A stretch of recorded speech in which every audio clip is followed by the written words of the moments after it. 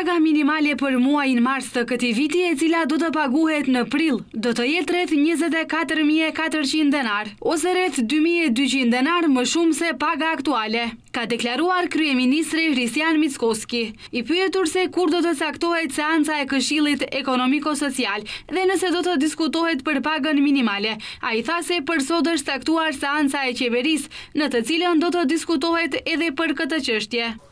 Apsolutno da.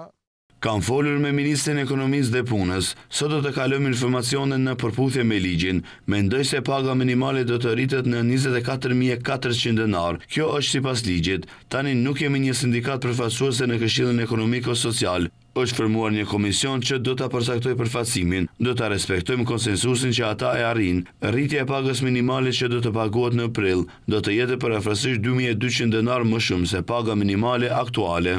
Edhe Ministri i Ekonomisë dhe Punës Besar Durmishi, pyetur lidhur me këtë çështje, tha se sipas ligjit deri në fund të muajit duhet të përllogaritet dhe përcaktohet paga minimale. Komisioni për përcaktimin e sindikatës e cila i plotëson kushtet tashmë është votuar në seancë qeveritare.